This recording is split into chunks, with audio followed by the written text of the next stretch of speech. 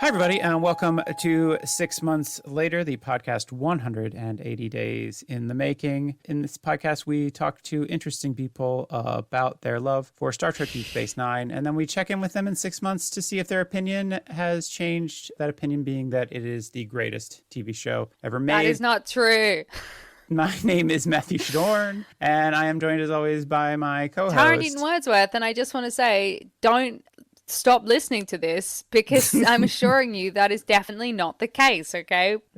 Yeah, guys, don't stop listening because there is very little Star Trek talk in the episode, but it's still a good show. It is a great show, and we're talking to a fantastic guest today, so I'm really excited about that. Yeah. But anyway, Tara, how are you doing today? I am great, thank you, Matthew. How are you? I'm all right. It's Burns Night. Is it? It is, which you don't celebrate, I guess. What are you meant to celebrate for Burns Night? You celebrate the works of celebrated Scottish poet Robert Burns. My apologies, Scotland. Nah, that's all right. I only celebrate it because my wife is Scottish, so she is excited to celebrate Burns Night every year. What does she do? Well, normally we have a bunch of people over, and we have traditional Scottish food. We have vegetarian haggis, Yeah. which is very good. Right. If you ever had I've it? had haggis.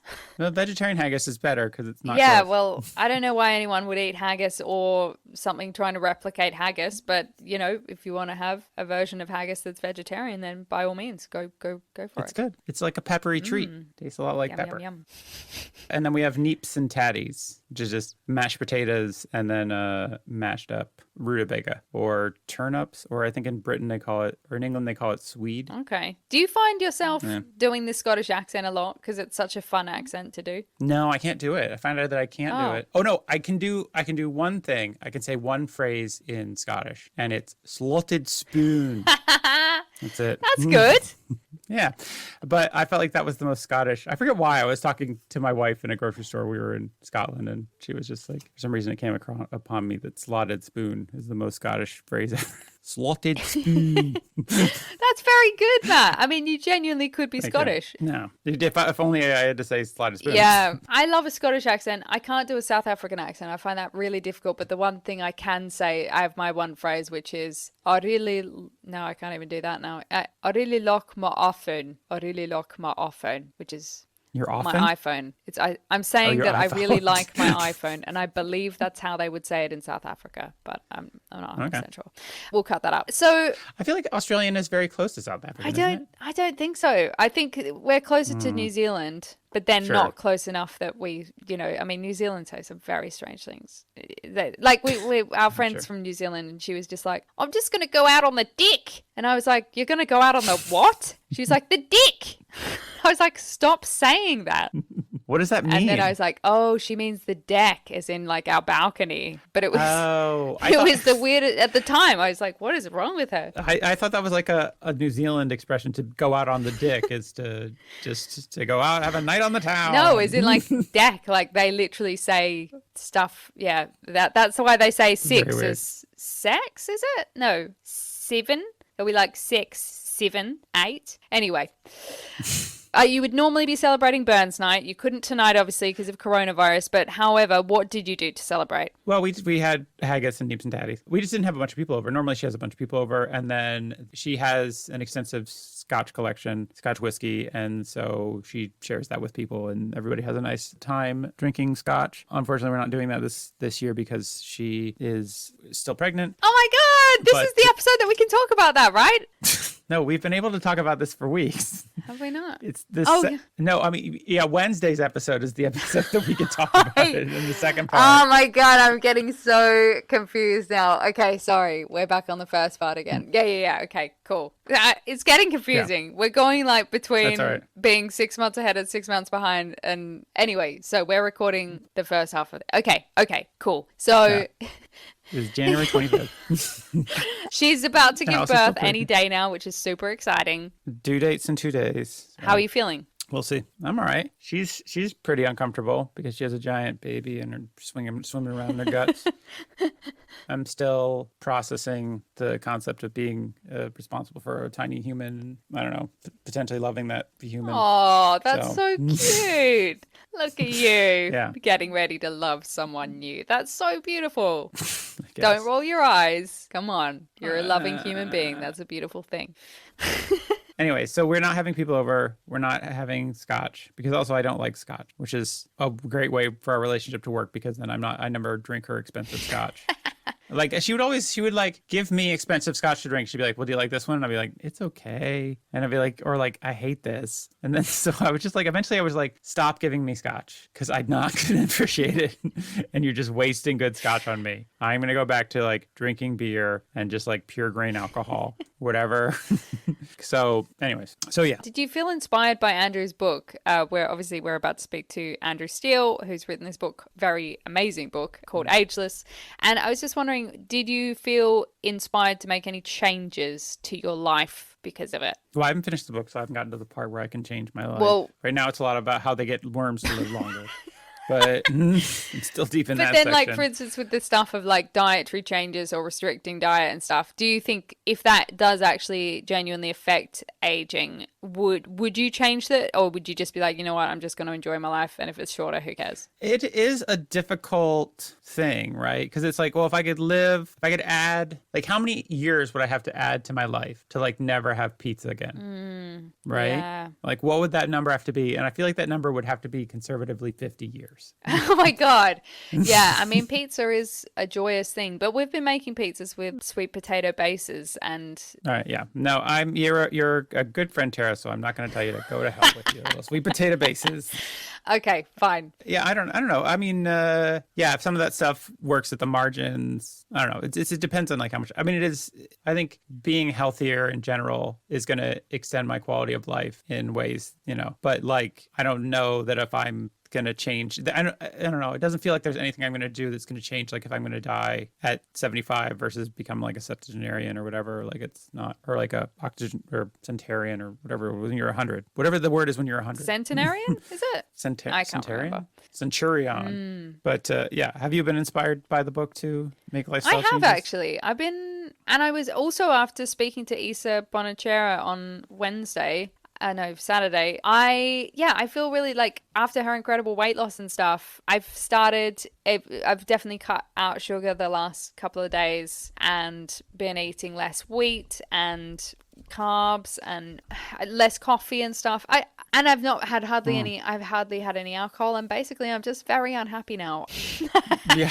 No, but I don't know. I'm going to see how it goes. I feel like I do want to make some changes overall in my life. I think it'd be nice to sort of have it that I can have things as a treat now and then, but not have it that that's how I eat and drink every day. Right. I think the thing that I'm going to do, and this is kind of going to my goals for 6 months, is like just portion control. I think I'm bad at portion control where you know how if you like leave dog food down, like the dog will eat all the food? That's So I have like no self-control in terms of food. So it's like if there's like a bag of potatoes, of like chips or whatever, I'll eat the whole bag, just till it's gone, right? Or like there are some a pot of hummus or psychological tricks that you can do to help yourself with that. One being put things in a bowl or a container and say, this is going to be my only one of this. And first of all, you have it. And then even if you're like, no, I definitely want a second helping, you give yourself 10 minutes and you're just like, you know what, I'll have a second helping in 10 minutes if I still want one. And then by the time you've got there, often your body has realized that you've actually eaten enough. Yeah. And another thing was having a smaller plate. That is a psychological thing as well that will help you to eat less. So that's what I've been doing. I've been doing that for a long time actually, and it really does. I've been using a lot of small plates recently, I realized, but it's mostly just because it's less dishes. And then you have 74 of those little tiny small. Yeah. Well, it turns out you can just stack cookies in like a real perfect. You just get it's just like a saucer, and then you can just have a stack of like 20 cookies, and then you just eat those cookies. It's like, oh, it's all that's on the plate. I've been trying to be mindful of that kind of stuff. I only had one bagel this morning, so even though I really wanted to. That's great. That is progress. So it's a bit of progress, yeah. So, anyways, but what's your goal for 6 months from now? 6 months from now, you know what? I'm really happy with the difference in my mental health as a result of doing little tiny things like being a bit more mindful, trying to be more conscious about how I'm sort of reacting to my husband and to my kids, and just being like, yeah, I've invested a lot into my mental health for the last sort of year, I would say, and I can see real improvements in it. And so I would like to build on that. I'd like to just essentially be an all-round healthier person in 6 months' time. So like healthier physically, healthier mentally, healthier spiritually. I just want to just go all the way with health. Just keep working towards being more relaxed, I think, about everything, you know, in general. Okay. Really just like focus on being relaxed. Just get real Just intense really about work hard on real- being relaxed. Just so fucking relaxed. I'm I'm smashing it out of the park when it comes to being relaxed. I'm just going to fall asleep at the wheel of my car. I'm going to be so goddamn relaxed. Yeah, so that's my goal for 6 months' time, is just to be... That's excellent. No, I applaud that. And I What about you? I'm glad that you're What's your goal for 6 months' time? I told you there's a portion Oh, control right, thing. yes. I'm gonna work on my portion control. Okay. Oh, you know what? Actually, what was the other thing? Nah, I'm not gonna get into that. If I have another goal creatively, I would say I'd really love to get back into painting. I think I really used to love painting, and I'd like to do that again. Like, not just, I've been doing huge amounts of painting DIY. I'm over that. I feel like I never want to see a bloody wall again. But in terms of creative painting, that would be really nice to do that again. So in 6 months, I hope I've done at least one painting. So you never want to see walls to the point that you want to paint a lot of pictures and put them on walls. So you don't even have to look at the walls. You can Yes, that would be great. I'm just so over painting walls. Anyway, right. That's good. Any swing predictions for the future? Nope. Neither. Okay. All right. Let's get to our amazing guest. Yay. Yeah.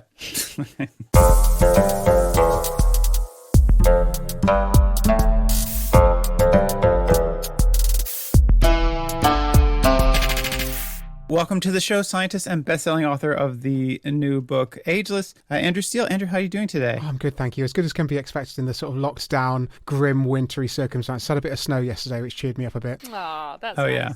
yeah. That was nice. Yeah, we went out and had a bit of a romp in the snow, just walking around. We built nice. a snowman. It was very exciting. I stayed inside and got interviewed by telly and looked at the snow and thought, that looks very inviting. I'm going to sit inside my flat all day.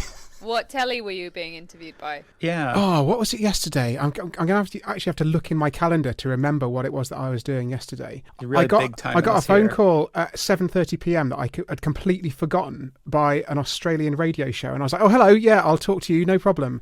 And yesterday it wasn't actually TV. It was a podcast called Science Shambles. So it was a whole load of different science questions with Robin Ince, who you might have heard of. He's a comedian. Yeah. So a bit like this, I guess. Oh, well, we're probably not going to ask you that many heavy science questions. Thank God. I just want any light relief. Actually, we're probably more interested in like the way that your life has changed recently because you've released this book and the kind you've been on this like press blitz. Yeah, it's absolutely mad because it's taken me 2 years to write it. So basically, I was sat at home, locked in my room, like occasionally going out to interview the odd scientist. And it came out on the 24th of December. And the reason it came out then wasn't because we were hoping, obviously, to like make the Christmas bestseller charts, like right at the last minute, just pip everyone else to the post. The idea was to sort of get it in bookshops for the new year, for the sort of New Year's resolutions, New Year, New You sort of stuff. Okay. And that meant that actually the first week was relatively quiet as well. I had a couple of radio interviews, but then suddenly in the first couple of weeks of January, it just all ramped up. I was on a program called Sunday Brunch here in the UK. I had this piece in The Observer where I had this sort of incredibly embarrassing full-page photo of me in The Observer magazine in a white lab coat on a big lilac background, which was just absolutely bizarre. And so, yeah, it's just absolutely ramped up and gone completely crazy since then. My life has been turned from sort of solipsistic to totally upside down. Oh, that's amazing. Yeah. Oh, that's so exciting. Yeah, Are you? What do you feel like? Do you wake up now and you're like, wow, I'm a celebrity now. This is my life. I'm a celebrity in a very, very niche circle. But, no, it's good because the thing is, I wrote the book to be sort of worthy for a moment. I wrote it to try and raise the profile of aging biology. And, the more people I can get it out to, the better. So every appearance on TV, it's not just about making Andrew Steele the famous expert. It's also about just getting the word out about this really exciting bit of science. Yeah. So before we go on and talk more about the experience of everything, can you just kind of talk about what the book is just really briefly for people who haven't checked it out? And I've been reading it. Tara's been reading it. We've really been enjoying it quite a bit. But can you just kind of give us the short? Yeah, of course. The spiel that you give to everybody. Absolutely. Yeah, I'll see if I've got it down. And it's not a hilarious topic for a book, but I've tried to keep it light throughout. The idea is that aging, I characterize as the biggest humanitarian challenge of our time.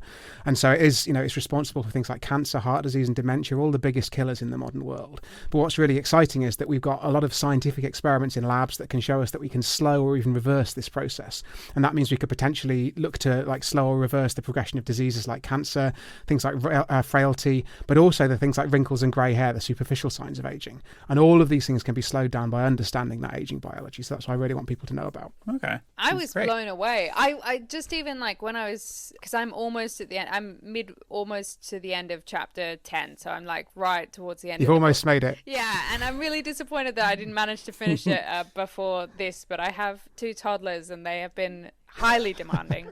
But basically, I was just fascinated by stuff that I wasn't expecting at all, like particularly the dietary restrictions, like as in like with rats and the experiments they did and how like restricting their diets help them live longer. I was like, this is so disappointing because it's making me think that maybe I should be eating less and I don't want to eat less. But that kind of stuff was just fascinating. I mean, there is so much in it that is fascinating. What did you like? How did you feel doing all of that research? Was it exciting for you? Was it disappointing at times? Did you feel disheartened or just really inspired? That stuff about dietary restriction, it's like the most infuriating part of the book for a couple of different reasons. The first of which is, as you read more about it, dietary restriction, it does extend the lifespan of all these different animals. It's all kinds of, it can be from really, common lab animals, things like rats and mice that obviously everyone knows what they are, to these little tiny worms, to yeast, to there was some pond organism that they diluted its manure in fusion media and discovered that made it live longer.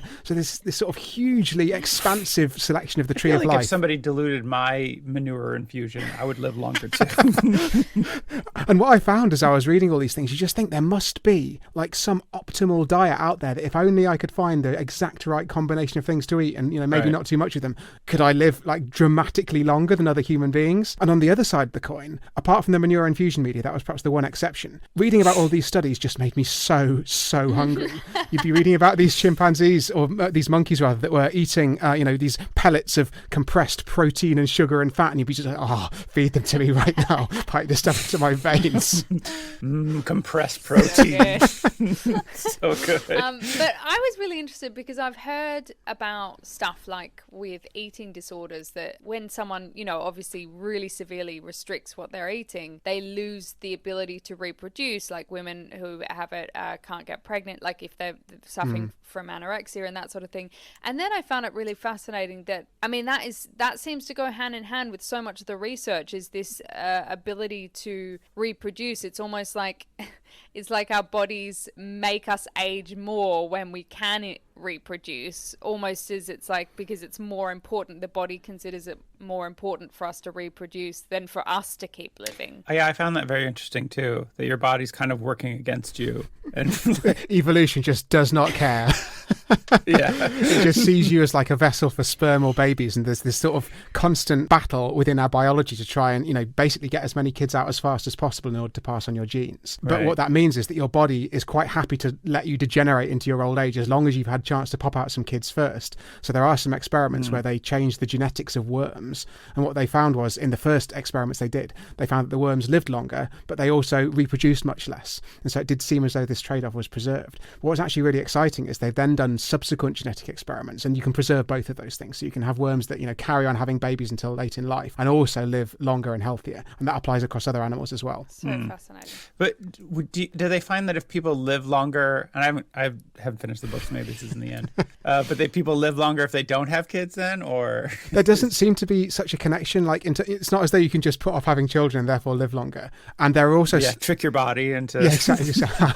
you can't like that kind of subterfuge. Natural selection is not going to let you get away with that. I think it's in species that have children later, or it's all about the sort of evolutionary time. So perhaps if you put off having kids until later in life, you could then have then made sure your children did the same and their children did the same, and so on and so on. Maybe you could eventually evolve longer lived people. But I was sort of hoping that this stuff might work a bit sooner than that. So I'm not really into the sort of evolutionary time type solutions for aging. But then again, there was that thing with the eunuchs and how they were living longer, and that's so that's a bit of a trade-off. Like if you're willing to get castrated, a bit of a trade-off, then you could live longer. That was another bit of the book where it was just like, this is such a bizarre dilemma to be on, because the evidence that castration can extend your lifespan is like relatively solid. It's not solid enough that I can absolutely guarantee that if you lop your balls off, you're going to live a little bit longer, live 10 years longer. But there's enough compelling historical evidence, as you say, looking back at these eunuchs in the Korean emperor's court.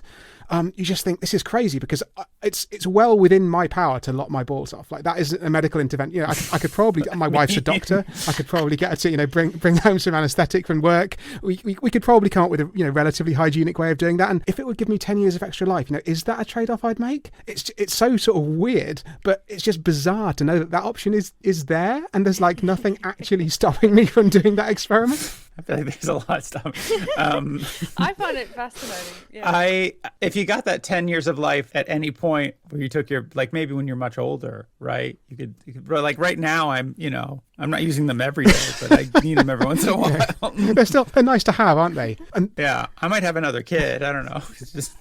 And the other thing is, like, there's always this risk, because the eunuchs were castrated as children, and that meant that they sort of, their development was changed quite fundamentally. So the risk is that maybe something really important happens during, effectively a puberty gone through without testicles. And perhaps if I were to, lop my balls off at the age of 35, it's, I might lose all of the advantages that testicles come with, but not actually gain any life. So yeah, I think I'm going to leave them attached for now. That was my other question, actually, was about whether this stuff has to be done so young. Like, because with the dietary restricting thing, I was like, would that work if I start now suddenly eating less, or is it a case of, because they said with the rats, or you said I should say, or the study said with the rats, they obviously grew to be smaller, so I'm assuming their diets were restricted from birth. Is that right? Or yeah, that was the case in the rat experiments, but actually I think you can start dietary restriction. It depends again on the organism. It's really frustrating, because you want to be like, oh, this is the health advice for humans, but it really varies depending on whether you're looking at, they've done it in like dogs and guppies and spiders and just like this vast array of creatures, but the message is just so frustratingly inconsistent. I think the one anecdote I've got that's quite encouraging for the fact that this can be done later in life is with a drug called rapamycin. And rapamycin is thought to be a dietary restriction mimetic drug. So what that means is that it mimics the effects of fasting, but without having to go through all that tedious abstinence. So I'm obviously really hoping that those kinds of drugs can come through. And what they had is this absolutely incredible story where they found this drug. They found the molecule in a bacterium on Easter Island. So that's the island with the massive stone heads that you might have seen. And it's just got this ridiculous story spanning decades. And they got right to the point where they were going to do an experiment on mice to see if it made the mice live longer. And even that was like absolutely strewn with all kinds of pitfalls, to the point where they gave the mice the rapamycin and they discovered they weren't absorbing it properly. So they had to develop a whole new formulation of this drug. And when they finally gave it to them, the mice were already old, and all the scientists were saying, well, there's no point doing this, because if we give it to them at this old age, nothing's going to happen. And then it extended their healthy life anyway. So there's definitely some treatments that we can do where you can start them quite late and they still work. I did actually look up rapamycin after reading it in your book, and it looks like people are selling it, but I'm assuming that is that actually real stuff that people are selling, or is it more just like is it because I have a crate at home and I just want to know if it's safe to take. Like, is it actually genuinely out on the market, or is this just people like pretending that rapamycin's like actually available to sell to people? I mean, I don't want to comment on Tara's-online-pharmacy.com or whatever that you might have specifically found it on, but like it's a real drug. So it's used as a cancer drug. It's used as an immunosuppressant drug for people who've had organ transplants. So it is something that pharmaceutical companies can make. The trouble is, even if you could give me a pot of actual genuine 100% pure rapamycin, I'm not sure I'd take it based on the evidence that we've got. And then if you were to add in the sort of the wild card factor of God knows what it is I bought from this online pharmacy, then yeah, I think I'd probably steer clear. So okay, well that's good to know, because I was like, oh my God, this stuff is already available. You were just like, you were immediately Googling it, weren't you? I was genuinely. Okay, but Andrew, I have some ground up rhino horn, and that'll definitely help, right? Definitely. Yeah, that's on the last couple of pages of the book that you haven't got to yet. I know. That's what I'm like. I just got to get to the end where he tells me how to live forever. And have you actually got anything that you genuinely could give as advice to people to age less now? Do you know what? I've been giving what sounds like the weirdest piece of health advice. There is a chapter on health advice in the book, which is like practical stuff, like explaining a bit about diet and a bit about exercise and that kind of thing. But I think my biggest bit of health advice, which is a weird, so at the time we're recording this is January, so I've been talking a lot about New Year's resolutions. And I've been telling people that their New Year's resolution for their health should be to spread the word about aging biology. Because I think, if you follow a lot of the basic health advice, actually the thing that's going to give us the best chance of living for a long time in good health is if more people understand how cool this science is, and more scientists therefore go on to research it and develop the medicines that I'm talking about in the book. Yeah. It is interesting. Like the first couple chapters are just, why do we age? And I was just like, well, that seems obvious. And then it's like, oh no, it's not obvious at all. It's incredible. Like, I don't know how long scientists thought it was just a process of falling apart, and now we know a little bit more about what's actually going on under the hood. Yeah. So that was quite interesting. Andrew and I, we have mutual friends. My wife. So we have a mutual wife. Is that how you want to phrase that? No, that's how I want to put that. But my wife is an old friend of yours from college. And it's funny when she and some other friends who went to school with you, they were like, they say hi, by the way. Oh, hi. They were like, oh yeah, Andrew, like 10 years ago, Andrew was just like, because you were physicists. They know you because they did physics in your undergraduate with you, right? Yeah. And they were like, yeah, just like 10 years ago, he's like, you know what I'm going to do? I'm going to study aging. And everybody was like, all right, whatever, man. and here we are. This is what happened. Shit, he did it. Yeah. It's like, yeah. No, but they were like, what do you mean aging? And yeah, can you talk about that? Like when you became fascinated with because you were a physicist. I assume you were like a condensed matter physicist. I was, yeah. And in fact, your wife, Alice, I think I had one of the first conversations with about this. Now I think about it. I think I took her down the pub. She said shortly after, I can't remember which year's Christmas it was, but I remember sort of meeting up with her in the pub, and she probably just like sat there as I just like splurged out all this stuff that I'd been reading about over the last month or two. That's exactly what she told me. True. She didn't. I mean, she was like, no, I remember we met in the pub. She said we had this nice conversation. He was really excited about aging. He's like, I'm going to go study aging. And here we are. I followed through. It's good to know that I do keep my promises. Yeah. What happened was, so as a physicist, I'm just massively numerically driven, and I literally changed my career because of a graph. It's a bit of a morbid, depressing graph, unfortunately. But the graph is the probability of your death as a function of how old you are. So if you're in your 30s, your probability of dying is probably about 1 in 1,000 a year. And what that means is that, actually, if that were to continue, you could expect to live into your 1,030s on average. Obviously, that doesn't continue. What actually happens is that your risk of death doubles about every 7 or 8 years. And so by the time you're in your 90s, your odds of death, your odds of not making your 91st birthday, for example, are 1 in 6, which means, death effectively at the roll of the dice. And I just thought there must be some underlying like biological process that causes this. And I started reading about things like dietary restriction and these drugs that they can use to extend their sort of healthy lifespan of animals in the lab. And I just thought, this is the most important problem. I want to ditch all my years of experience and study and start working on a subject that I've only got a GCSE in. Wow, that was really brave. That's one word for it. Like adventurous as well. That's so cool. So, and do you feel happy that you've done it? Yeah, I think it was the right move. I think I've always wanted in my career, like I started out in science because I was really obsessed by space and astronomy. And I think as I sort of got further along in my career, I think it was my undergrad that put me off astrophysics, because I was just like, this is just loads of equations about stars. And I'm not saying that stuff isn't important and we shouldn't have people studying it, but I just wanted to do something that had a bit more effect on the world. So when I did my PhD, I moved into condensed matter, and I was looking at magnets. And magnets are everywhere in your everyday life. They're really, really important technology. But the magnets I was working on were magnets that only worked at about minus 272 degrees. Wow. And so you're thinking, this is going to have some impact on technology in like 10, 20 years time. But it's again not having this like immediate impact on the health and well-being of people. So I think that's ultimately what sort of pushed me into this field. And it's not to say there aren't other really important challenges. The other thing I thought about doing actually was climate change, and that would probably have been a slightly less career U-turn, because at least I could have, you can do climate physics, that's a thing. Whereas, what I ended up doing was not physics at all. Right. Wow. I've got a couple of questions, if you don't mind. Just how do you make me young forever? At one point I said, did you find it depressing? But we don't have to go. I wrote down all these notes. Now it's just doing that. And now we're completely off piste. That's right. I do find that really interesting. That I can't believe how little research has been done relative. Like, you address it so early on, where when you start calling aging like a disease, essentially, I think that's what you said. I said to my husband, I was like, he's calling aging a disease.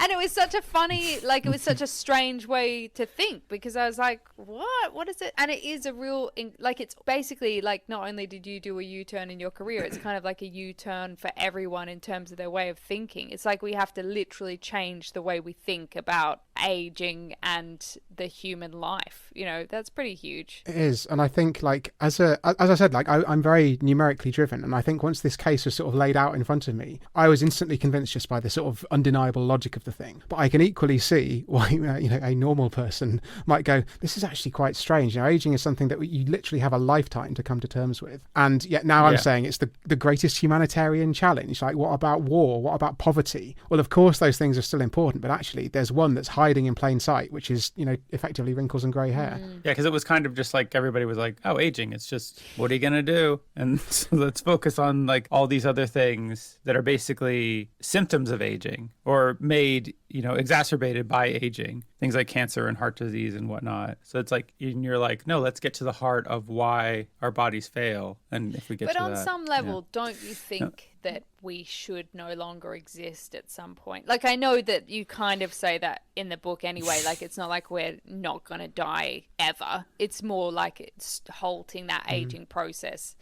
The same way with the tortoises. Are they tortoises? They are tortoises. I was suddenly like, are they turtles? Tortoises, turtles, terrapins. I think there's not an official biological difference between those three groups. Well, I think that, turtles have fins, whereas tortoises have like feet? Do you know? So there's some word that like turtles live in the sea and tortoises live on land. And there was an interview I did a couple of weeks ago where I couldn't say either of those words. I started saying tortoiles and tortoises, and I just completely lost it. So they effectively stop aging. So if we did that, obviously we would die one day. But do you think there's some kind of risk that, like, I mean, I know you sort of say in the book about overpopulation, that shouldn't be the reason we try not to stop aging, but surely we would just have so many people everywhere, like, what do you think about that? It makes a remarkably small difference, actually. So I did do some sums on this, and I ended up writing a whole 8,000-word chapter on ethics, and there just wasn't space. This is the sort of harsh reality of writing a book.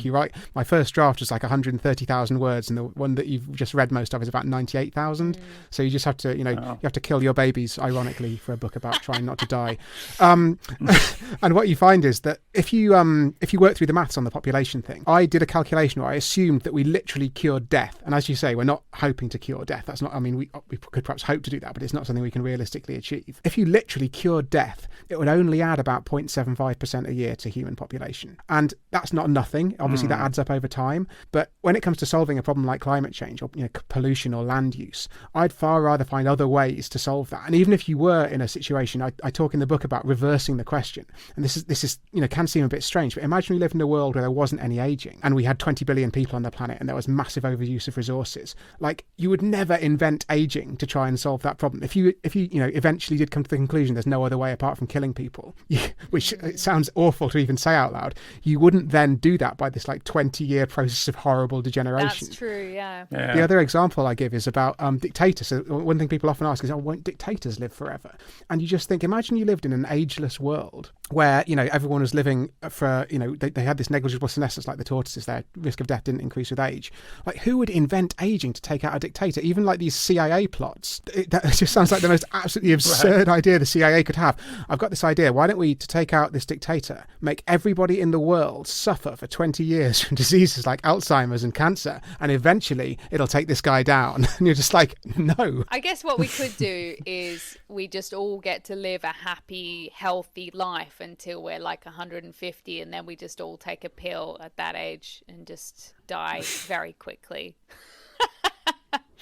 I mean, wow, that's a jolly thought. Wow, I really feel like you've been thinking about this a lot. I'm just trying to work out, because obviously at some point it will get to a point where, like, even if it takes even if this is like in hundreds of years' time, if we were all living forever, that would get to some point where we can't, that's just not sustainable, surely. I just think it's so hard to say, because imagine it is in hundreds of years' time. Think how technology is going to be different. We're going to be traveling to space, and we're going to have nuclear fusion power plants. And I just think, this is such a huge problem in the here and now. We should, like, to some extent, we can punt that to future generations and hope that the parts of science that I abandoned will come to the rescue. There was also a part of me that felt annoyed reading it, because I was like, wow, like, people in the future are legitimately going to be able to live forever without aging, and I'm not one of them probably, and that's very annoying and sad to me. It is, yeah. That was kind of also a thought that I had. I was like, well, this is a stupid generation to be part of. That's why we've got to keep promoting this stuff. You don't want to be part of that last mortal generation. I read this really fascinating article while I was researching the book. I can't stick my parents with that. They can be the last. Sorry, guys. Generation. Jerks. It was about in the Lord of the Rings, at the end of the book where a lot of the characters go and catch the ship with the elves and go off to the Undying Lands. And the article is about, imagine that ship was leaving at like 8 a.m. sharp and you overslept, your alarm doesn't go off or something. And you're like sprinting down the dock and this boat is just receding over the horizon and you know that your like ticket to immortality is vanishing with it. Just imagine, and that's how it's going to feel to be, it might not be this generation, it might not be the next generation, it might not be the one after that, but someone is going to be the last mortal generation, like running, screaming down the dock for that elven ship they missed. Oh God, that's a horrible. I'm sorry. I really recommend reading the book. Oh, thank you. I just think it's fascinating stuff. I'm still on the fence. But anyway, what about... I'm sick of it. So nobody read it. It's tedious. So it averages out to don't read. What about you personally, Andrew? Like, where are you at right now? How has your life been in lockdown? What's happening with you? Do you know what? My life has been strangely unchanged because my wife Tran's a doctor, as I think I mentioned, and so she's still going to work, still going to hospital. I'm still at home, doing whatever the hell it is I do. And so, apart from the fact that we haven't seen anybody for about a year, then basically everything's been remarkably similar. And what's been really strange is actually we've been like really embedded in this from the very start, because back right at the beginning of the pandemic, Tran actually got coughed on by one of the UK's first coronavirus patients. Oh my gosh. And that meant that we had to self-isolate, back before that was trendy. We were sort of self-isolation hipsters. And so we were sat at home, and you can just imagine, this was the period when the only data we had was like this stuff coming out of China, and we were trying to work out like when would we expect her to get sick if she was going to. And like, I was just watching her, and the flat we lived in then was so small we couldn't possibly isolate from each other. So it was just like, it was so intense, like in that pressure cooker, watching the pandemic build outside our flat and us both being trapped in it. And then she didn't get it, and it was a massive anticlimax, and she went back to work. See, it started out as like John Carpenter's The Thing, and then it just kind of turned into mundanity and being stuck at home for a year. Yeah. And I find it so hard to tear myself away from the coronavirus science.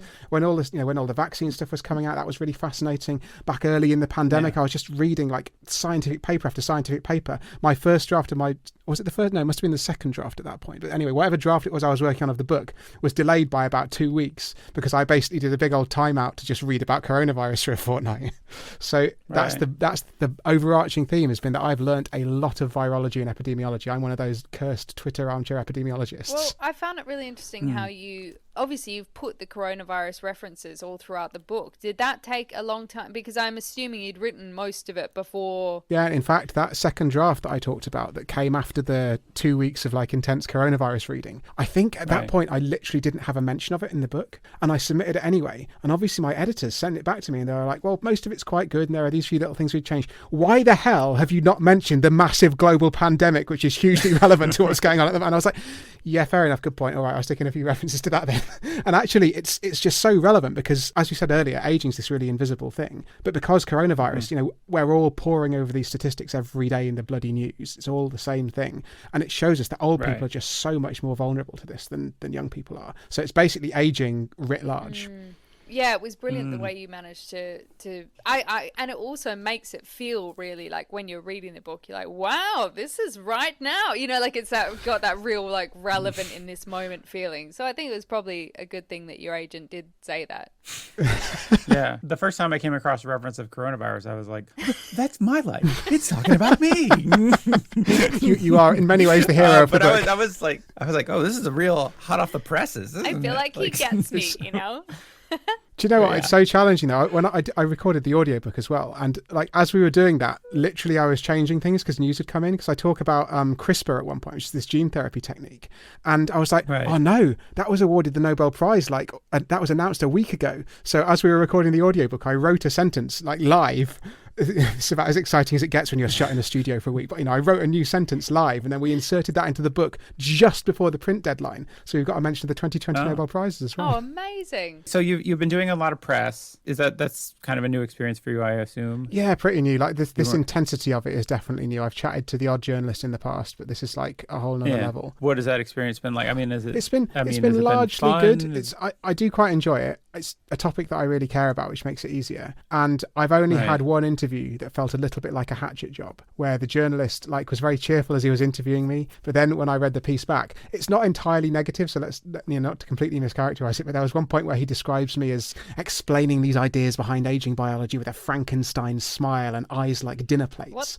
What? I actually sort of took that as a compliment, because I think my eyes are quite small. So I thought, fair enough, I'll take that. But it's weird that, you can chat to these people and they obviously seem very personable and friendly because they're trying to get the best information out of you, and then they write this stuff about you in the paper. That sounds so weird, though. What a strange way to describe. Like, as in, what a strange way to describe. I mean, what do you think now? You looking at me now, Frankenstein? I think. Well, now that you say it, yeah. But it just seems really strange to describe you like that. Like, you just seem like for starters, like a normal person, but also thank you. normal, but also really excited about something that's pretty revolutionary. And yeah. I mean, maybe it was just the bolts I put in my neck that day. It's not clear what caused that. Yeah, you kept screaming, "It's alive!" Yeah. And there was a lightning storm on at the time he was interviewing me, so that probably didn't do much for the image either. But it is very, very strange. And then your wife walking through the background with that big beehive hairdo with just the white streak up the side, like that also sort of moaning. But yeah, I mean, like, been fun. I'm sure it's been fun. Yeah, like I don't want to misrepresent it with that one slightly bizarre, couple of comments in an article. Most people have been very receptive, and thankfully, because I think a lot of people can think that if you look at the sort of fiction that talks about extending lifespan, it's often not about health. It's often quite dystopian, and it's all it can all be about billionaires living forever and like global underclasses. And actually, most people haven't asked me about that sort of stuff, and it's all been quite productive. Oh, then I won't ask you about it. So, in addition to the work that you're doing on the book, what are you doing otherwise? What's going on in your life, like, that's interesting you or obsessing you, or it's like taking your mind off of work and things, or off the coronavirus? Yeah, I think the thing I found most fascinating over the last sort of month or two actually has been astronomy photography, because we've had a couple of really cool astronomical events. So back in December, there was something called a Great Conjunction, which is where Jupiter and Saturn get the closest together they are in the sky every 20 years. And actually this one was a particularly close one. It was the closest they're going to have been for the last 400 years. And of course, it was cloudy on that night in the UK. So basically nobody saw it, but I did see it the night before, England, when they were already pretty close. And it's genuinely awe-inspiring. Like, I would say, if you've never seen Saturn through a telescope particularly, that's the planet with the rings, and you can see the rings. It's just this, it looks like a dot to the naked eye, like a bright shiny sparkly dot, but then when you look through the telescope, you can actually see these rings floating in the inky blackness of space. It's honestly one of the most awe-inspiring, beautiful things. So seeing that and Jupiter in the same field of view through my telescope was just like mind-blowing. Wow. How do you get a telescope?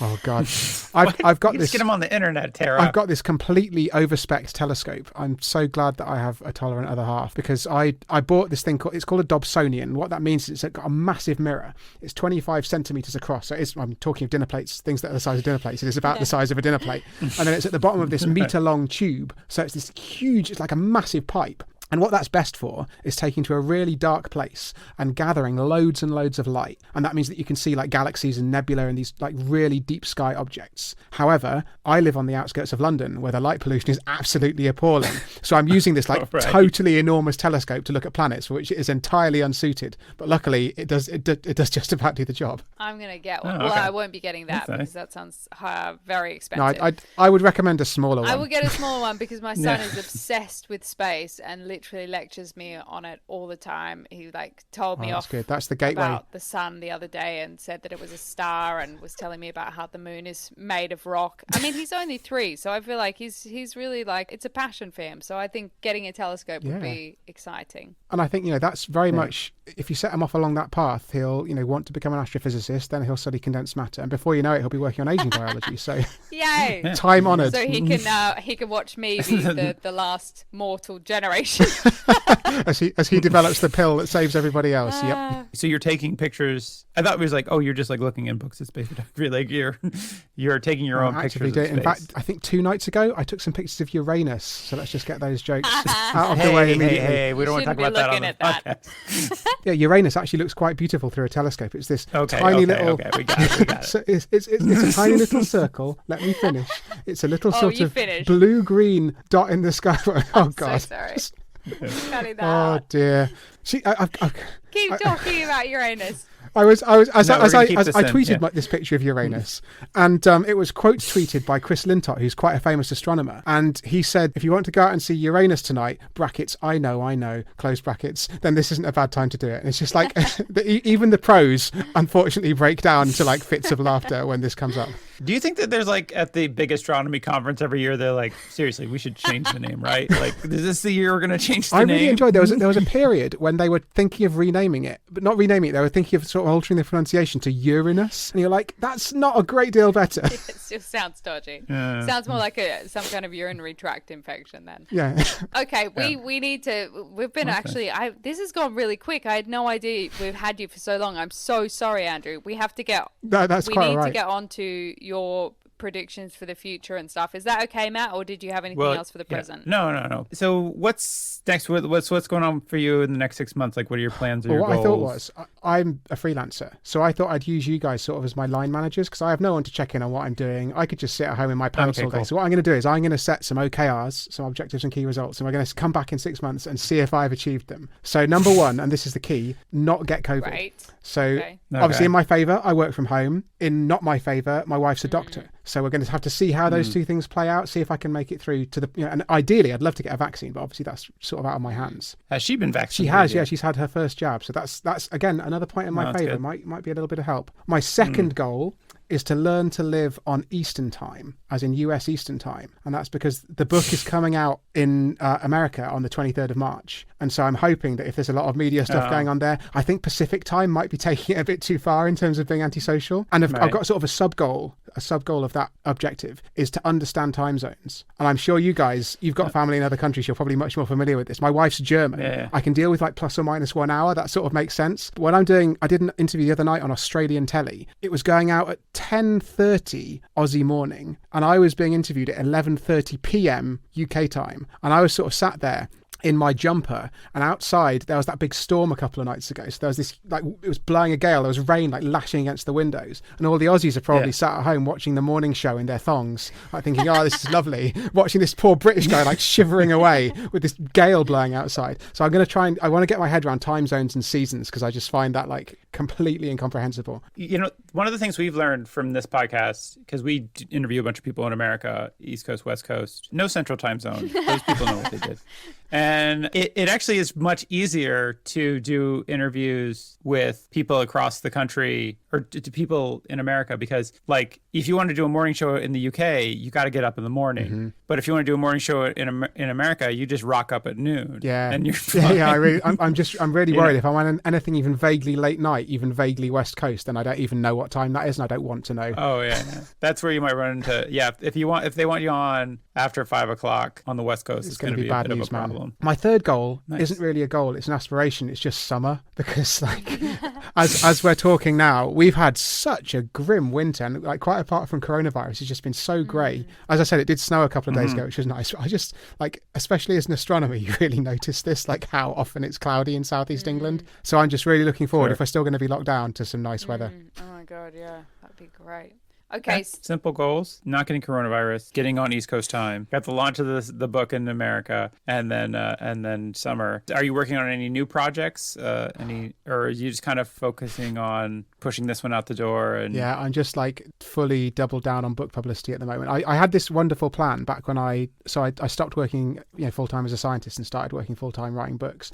I had this plan that I was going to do I'll write 3 days a week, and then 2 days a week I'll make YouTube videos. And here we are, like 2.5 years later, and I've made like 4 videos, some of which were filmed literally years before I started writing the book. So like clearly this plan, it's more of a sort of dream. So I don't want to submit this to my line managers as like an actionable numerical targeted goal, because I'm just going to fail. All right. Yeah. And do you have any massive swing predictions for the world for 6 months' time? So actually my prediction connects quite nicely with a video that I want to make. In fact, a video that I've already got everything in the can. I've done most of the animations for. We filmed it in October and November, and somehow it still hasn't quite made it out. It was a video about the stability of the solar system. So it's projected, if you do like really, really long-term computer simulations of the solar system, there is some point in the future when there's a potential for it to become unstable. And there's a risk, and I emphasize this isn't projected to happen in the near future, but there is a risk. There are some outside scenarios where the Earth collides with Mars. And what my prediction is, So everyone was like going on about how 2020, kept on sort of doing this process of constantly trying to top itself in terms of how terrible the news was. But I think it was all just a decoy for 2021. So I predict in the next 6 months, one of these terrible things for the solar system is what's going to happen. So your choice is either the Earth collides with Mars, or the changes of the orbits of the planets fling the Earth into the sun, or the Earth gets flung out of the solar system into the cold, dark depths of space. So I'm pretty sure that that's what 2021 is got in store for us. Oh my God. What? That's awful. Why would you do that? The worst thing I've ever heard. Honestly, I'm not gonna sleep now. Which one are you going to choose? That's the question. But what's the point in all this anti-aging science if we're all going to be dead because of this stupid solar system thing? Also, what's the point of doing the second part of this episode if the sun? I'm gonna tell you what, Andrew. If the Earth is about to collide with Mars, we're not going to talk again. Yeah, no. I thought this is a really genius format, so I thought I'd try and throw a spanner in the works by just if the world has literally ended, or perhaps we can just have a really depressing episode as the Earth sort of hurtles out into the deep dark depths of interstellar space. We're slowly freezing to death, and we're like, as a final act, we're going to catch up with Andrew and see how he's doing at this point of human cataclysm. So if the Earth was flying out into the deep dark space, I'm assuming, would we still be alive for a bit and then we'd be frozen, or would we freeze immediately? Do you know what? That's a really great question. I got asked it by a friend about 6 months ago. What would happen if the sun just flicked out? How long would we get? And I don't know the answer. I tried to do a few calculations to work out how long the atmosphere would keep us warm for, and whether we could would that give us long enough to dig underground and create a new civilization beneath the Earth. I think it'd be touch and go, to be honest. I think I'd rather not test the theory. Oh God. Sorry, that was more of a downer to end on than I was sort of anticipating. It sounded more upbeat in my head. Did it? I feel really worried now. If we were going to collide with Mars, wouldn't it take Mars more than 6 months to get here? Yeah, that's actually a very good point. Even in the most basic A to B, then yeah, you're right. You've just completely, and I'm supposedly the one who's got a science background here. But then Matt has a Star Trek background, so that is true. Well, yeah, that's what I'm saying. I'm mostly worried about the Borg. Andrew, we're not going to say goodbye to you because through the miracle of editing, we're going to continue this conversation seamlessly in 6 months' time. But one thing we do ask all our guests to do is set up a joke or a statement that they do not know how it is going to end. And then we will begin the second part of the interview with the end of that joke or statement. Gosh, that is, and will I get to hear the joke or statement initiated? Yeah. We'll send you we'll edit this down to a manageable length, and then we'll send you the copy before we. That's a very hard question. I'm going to say, what's brown and sticky? Advanced glycation end products. So I guess that's going to need a little bit of explanation. The first thing I guess I need to explain is I'm not a massive fan of jokes. I quite like sort of meta deconstructing type jokes. So obviously that was an unexpected answer to that given setup. However, it does make sense and it's on topic, which I was quite excited to realise because I actually didn't plan this at all. I worked this out this afternoon, literally 6 months later. Advanced glycation end products they're one of the things that are thought to be behind the aging process. So glycation is just the process of things reacting with sugar. Advanced just means there are lots of stages to these reactions, and end products obviously just means they're end products. And actually these are chemicals that we find all around us in our everyday life. They're things that are responsible for all different aspects of delicious food, basically. Things like the brown of a beautiful pan-fried steak, or the crust on some bread, or coffee, chocolate. All these delicious foods, part of their deliciousness is caused by the flavour of these proteins in the food that have reacted with the sugars during the cooking. And actually this exact same chemistry is going on inside all of our bodies as we get older. And it's thought that the formation of these advanced glycation end products and other glycation reactions on our collagen particularly, but various other long-lived proteins, is one of the things that makes our proteins stickier. And so you can see where I'm going here with this joke. It causes the bits of collagen to stick together. That makes those collagen molecules, or the collagen structures rather, stiffer. And it's one of the things that makes our skin more wrinkly as we age, we think. So what's brown and sticky? Advanced glycation end products. They're clearly brown. Look, what colour's chocolate? What colour's coffee? What colour's a cooked steak? And they're sticky because they stick together the collagen and cause you to age. So how's that? Wow. That is amazing. That is actually, that's the worst joke I've ever heard. The risk of ending this interview early. I was going to say, it's never, you're never supposed to have to explain a joke, but a joke that requires literally 2 minutes of chemistry is probably not up there. I have heard jokes that needed explaining before, and I've certainly made a lot of jokes that required explaining before. I've never told a joke that required an advanced degree to explain before and to understand, frankly. What I just love is your clear passion. Yeah. As in there's so much passion that comes across across in your face of how much you love what you love your subject so much. It's so lovely to see. Speaking of which, how has it all been going? The last 6 months been. What has happened in the last 6 months? So as predicted, I guess, as calendarized by my publisher, the book came out in the US, and that was a wild roller coaster ride. I was on the Today Show, which I'm informed is quite a big news show in the US. Ooh, that is very big. You'll find this is a sort of recurring theme of all my US publicity. I'm just so lucky that I had someone like holding my hand over there. There was one incident where I was mentioned by a columnist called David Brooks in the New York Times. Really? And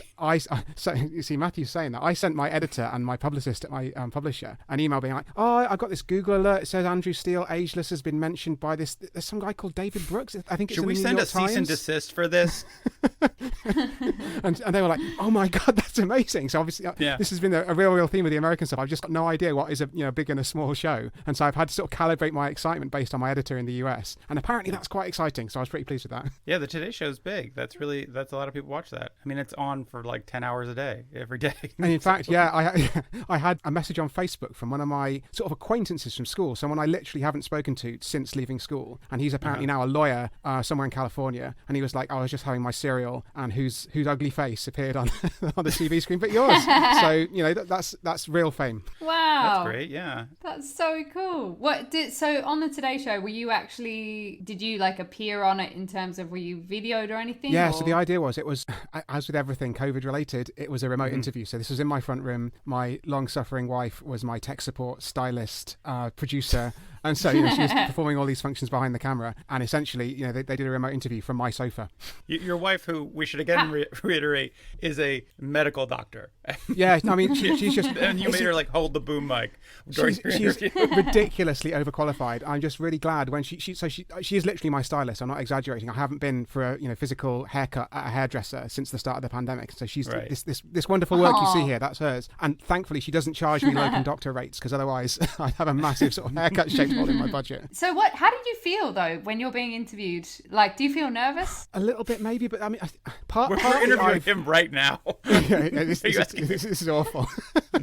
I'm just squirming. No, but like on a massive show like that's huge. I think what's strange about what was really good about it, actually, and this is true of all the news shows I've been on. They've got in touch with me beforehand, and we've often had like an hour-long prep conversation where they talk about what we're going to talk about and get some. It's not as though they literally plan it word for word, but it means you've got a bit of an idea. And I think just going in prepared makes you feel so much more reassured. But it is what I find so bizarre about it is, although you do go in relatively prepared and you sort of know the kinds of things they're going to ask you about, and you can obviously try and prepare some answers, there's still a huge potential. Like, that was by far the biggest media thing I did, right? And so you've just got this, 5 minutes, 7 minutes, they're very short segments. And if you fluff something, if I fluff something now, you'll leave it in, because that's the magic of editing. That's the magic of editing. You have complete control. I am at your mercy. But that's what we call in the business comedy gold. but when you're doing a live TV show, there's no wonderful editing that can kind of, get rid of any stumbles or anything you do. If you mess up during those 5 to 7 minutes, which is really quite a short period of time, you could easily just fall over a word or say something completely stupid or accidentally incredibly racist, and before you know it, that is your legacy. What did you say?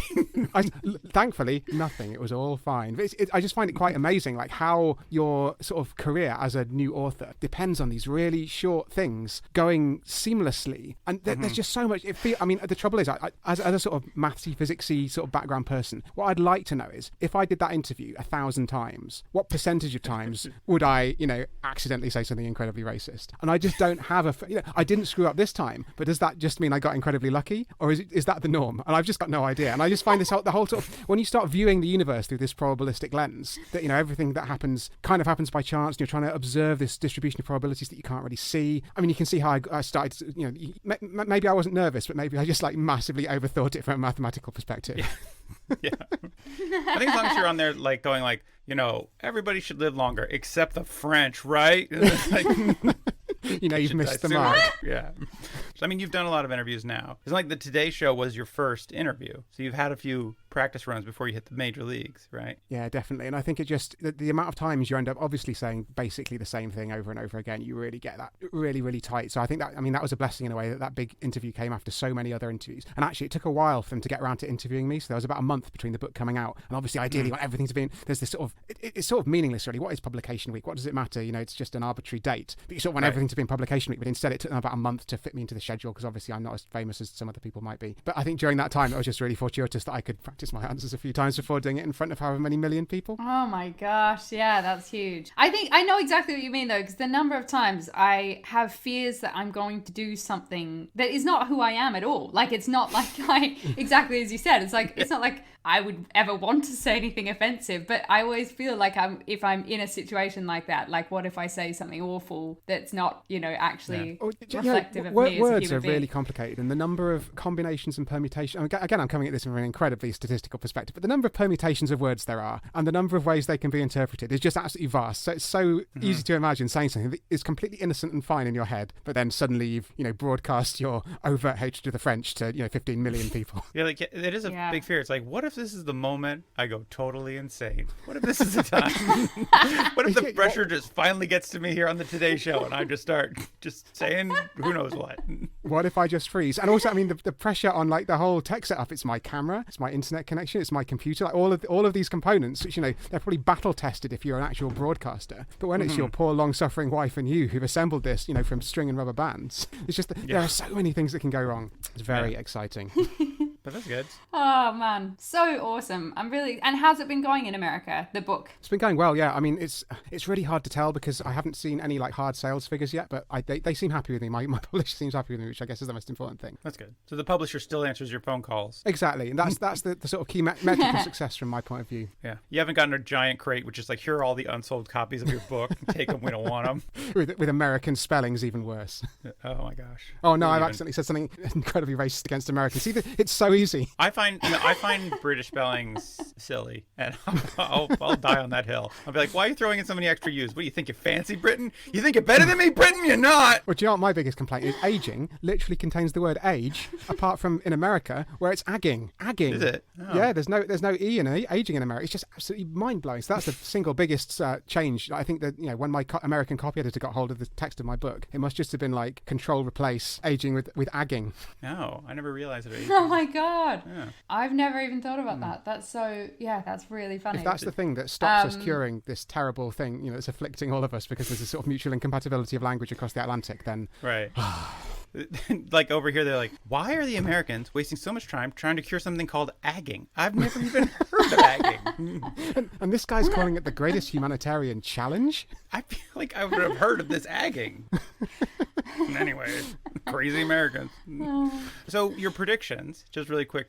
Have you been vaccinated? I have been vaccinated. I was vaccinated slightly earlier than someone of my age group. In fact, thanks to my other half being a doctor because they had some spare doses left over at her hospital. She stole some, didn't she? Yeah.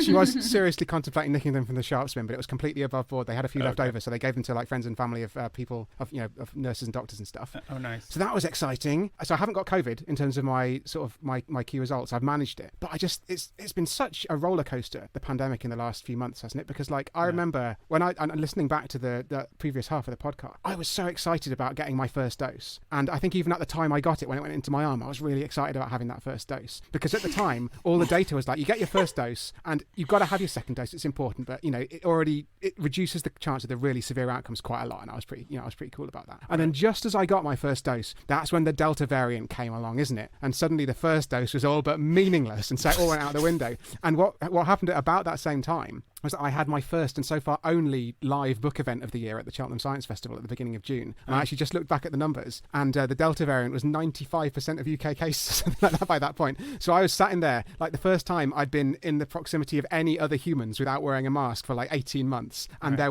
were all wearing masks, obviously, or the audience was. I was in this huge room. Thankfully, Cheltenham had quite a low incidence as well. But it was just so weird to have gone from this point of being like super excited to get my first dose. And when that first dose went in, I was like, well, obviously there are loads of other problems in the third world and there's all kinds of stuff. But for me, maybe this part of the pandemic is over. And then suddenly the Delta variant was like, no, I'm going to completely rip that up. And everything's back to square one. And now, thankfully, I've had dose number 2 and I'm feeling a bit more chilled out again. But it's just, COVID just keeps on throwing us curveballs, doesn't it? Yeah.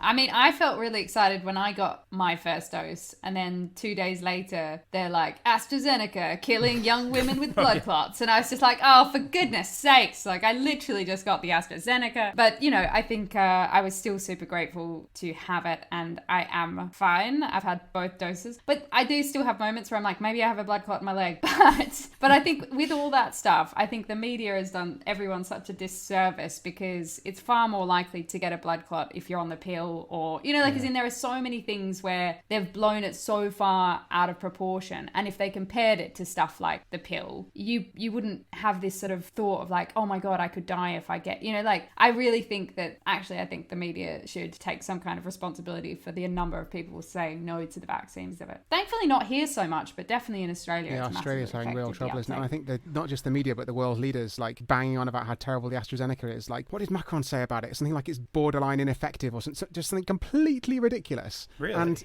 I was just like... So that confirms everything I thought about the French. So I was just like, I will take literally any vaccine you will put in my arm, and the sooner it goes into my arm, the better. And yet there are people, I mean, even Angela Merkel was at it, and she's got a science background, so she should know better. Yeah, well, I'm glad that America's been doing everything just perfectly. So I follow you on Facebook, or we're friends on Facebook, I guess. I just follow you, but I also see your, it doesn't matter. That's a weird thing to say.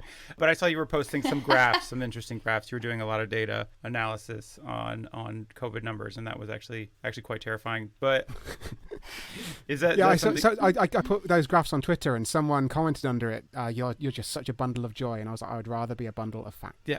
Whoa. Burn. Whoa, coming out. So, I mean, you're still pretty obsessed with the COVID numbers. You were pretty, like 6 months ago. Yeah, I think that one of the things that's just really obsessed me, and one of the things I wish I could know for the next 6 months, is just like, what is going to happen with the pandemic? Because I feel like it continually surprises us. I was really nervous about this quote-unquote Freedom Day that we've just experienced. And yet of course, the curveball that COVID threw us was for the cases to start decreasing in the immediate aftermath. And that probably isn't obviously caused by the lifting of restrictions. That would be crazy. Like, how could that possibly work? But I just, every time we think we understand it, and there was this ridiculously straight line, if you drew it on an exponential, on a log scale, there's this ridiculously straight line for weeks and weeks and weeks. And the point at which it deviated from that ridiculously straight line was Freedom Day. And you're just like, what is it doing? So do you have an explanation for that? It's tricky because it happened before schools actually broke up, so it can't just be that schools broke up. But there were an awful lot of school kids isolating in those couple of weeks because there were so many people with COVID. But you know, there are lots of cases of things like, you know, one person gets COVID in the year group, so the whole year group or the whole bubble gets sent home. I think about 20% of school kids are isolating in those weeks, so that's going to depress transmission. There was also all this chat about the pingdemic, where everyone was getting pinged because they had the app on, and because you know, for every case, imagine how many people you walk past close enough and stay there for 15 minutes to get your Bluetooth ping. Like, for every case, you might get, say, 10 people ping. Eventually, you end up with enough people at home that can just start slowing down the pandemic. The other really big factor apparently was the Euros. So there's this really fascinating analysis where they've looked particularly at young men, and it's depressing. I'm sorry, you know, for my whole gender and age band, but men my age who are big into the footy were down at the pub in an enclosed space shouting loudly at one another. Yeah. And when Scotland got knocked out of the Euros, now we can look back at the data and see their case numbers start to drop. And of course, England, we very nearly did it, but unfortunately that meant that a couple more weeks of COVID case climbing, and we then started to descend exactly in sync with the end of the Euro. So that might have been a factor as well. Yeah. And then the final thing is, cases were just going through the roof so much, maybe everyone is just perhaps quite rationally really nervous and therefore are just staying at home. And so that, because that's the real curveball. You know, we say COVID throws us curveballs, but you know, it's even less predictable than a relentlessly reproducing virus is humans. Yeah.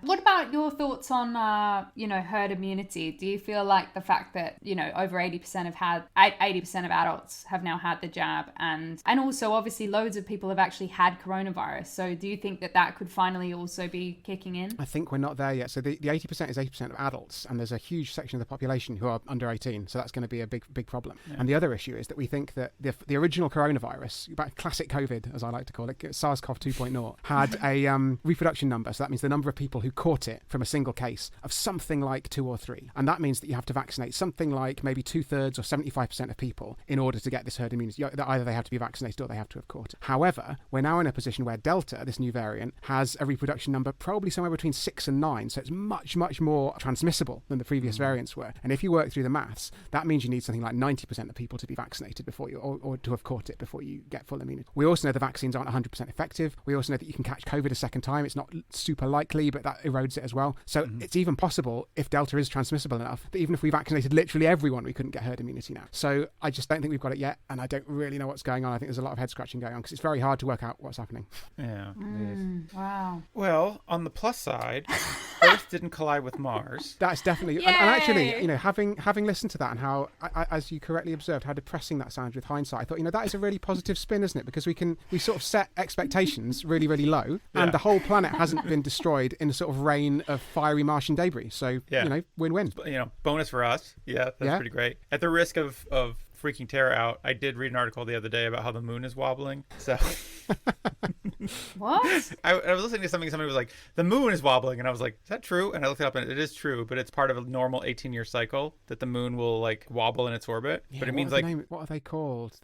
They're a cycle that's been known since ancient times, and it means that these various lunar events recur on this strange 18-year cycle. Yeah. Oh my god. Well, so long as it doesn't mean that, you know, like it's stopping spinning, because when things stop, if things stop spinning, don't they shoot straight into the sun? It is. Right? So that the moon is stopping spinning, but just very, very, very slowly. It's actually, it's when the moon formed, it was much, much closer to the Earth. It was zooming around at incredibly high speed, and the Earth's day, I think, might have even been as short as like 5 or 10 hours long. I can't remember. I might have got this wrong. But the moon has been slowly receding away from the Earth, and as it's done so, the Earth's rotation has been slowing down as a result. And what I think is one of the most incredible things, actually, we didn't know how fast the moon was receding from the Earth until the Apollo missions. So 1969, Buzz Aldrin and Neil Armstrong left on the surface of the moon effectively a giant bike reflector. And the reason that they left this bike reflector up there is that when you shine a light on a bike reflector, it always reflects light directly back in the direction that you shone the light on from. And so that means we can now fire lasers at the moon, and we can determine its position with sufficient accuracy to work out that the moon is drifting away from the Earth at a rate of 3.8 centimeters per year. Isn't that just crazy? Like, how what are we going to do about that?